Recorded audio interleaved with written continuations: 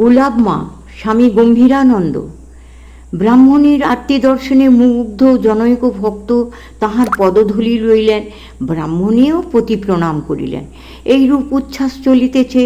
এদিকে রন্ধননিরতা ভগিনী আসিয়া তাহাকে ডাকিতেছেন, দিদি এসো না, তুমি এখানে দাঁড়িয়ে থাকলে কি হয়, নিচে এসো, আমরা কি একলা পারি?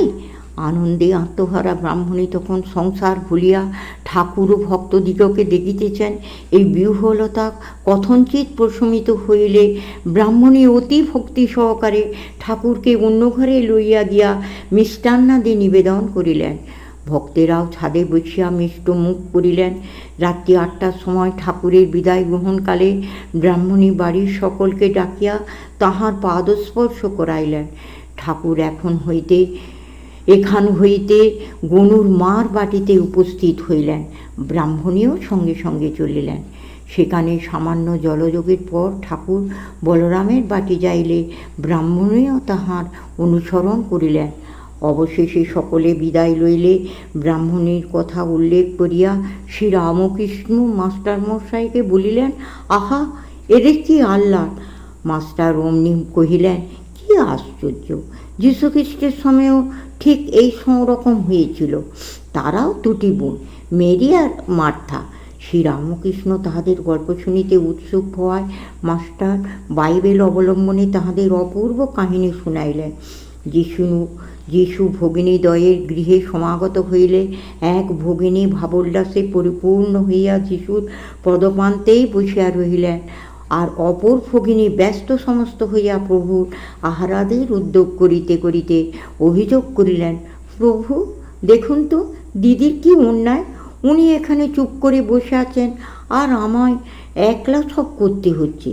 যিশু উত্তর দিলেন, মার্থা মার্থা, তুমি শত চিন্তা ও শত ঝঞ্ঝাটে জড়িয়ে পড়েছ, কিন্তু জীবনে একটা জিনিসের তবু অভাব আছে।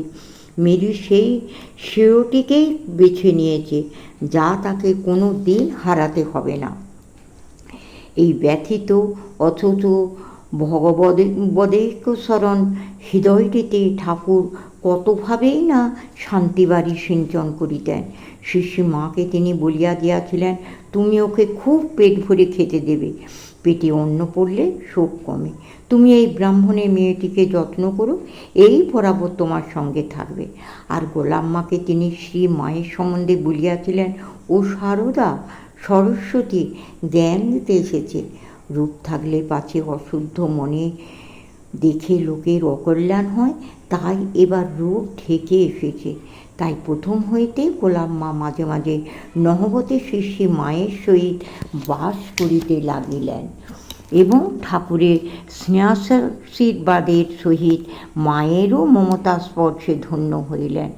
নহবতে বাসকালে গোলাম্মা ঠাকুরের সহিত সুদীর্ঘ আলাপের সুযোগ পাইতেন। শিষ্যী মাও ঐরূপ অবকাশদানেরই জন্য যেন আহার্য সামগ্রী ঠাকুরের নিকট পৌঁছাইয়া দিবার জন্য গোলাম্মার হাতে দিতেন। একদিন ভাতের থালা সম্মুখে স্থাপনপূর্বক গোলাম্মার নিকটে বসিয়া এক দৃষ্টে ঠাকুরের আহার নিরীক্ষণ করিতেছেন। এমন সময় দেখিলেন ঠাকুর যখনই মুখে গ্রাস দিতেছেন তখন ভিতর হইতে কে যেন সাপের মতন ছোবল মারিয়া উহা গিলিয়া ফেলিতেছে। দেখিয়া তিনি তো হাসিয়া যাচ্ছে, হাসিয়া আকুল। ঠাকুর অমনি জিজ্ঞাসা করিলেন, কি গো, বলো দেখি, আমি খাচ্ছি না কে খাচ্ছে? গোলাম্মা যাহা দেখিয়াছেন তাহাই বর্ণনা করলে ঠাকুর খুশি হইয়া বলিলেন, ঠিক বলেছ, ঠিক বলেছ, তুমি বলে দেখতে পেয়েছ, বুঝতে পেরেছ।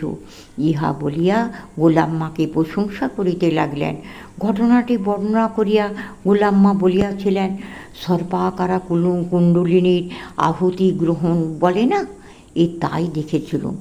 শ্রীরামকৃষ্ণকে অসুস্থ অবস্থায় চিকিৎসার্থে শ্যাম্পু করে আনা হইলে তাঁহারও সেবক ভক্তদের রন্ধনাদির বিষয়ে গোলাম্মা সাহায্য করিতেন।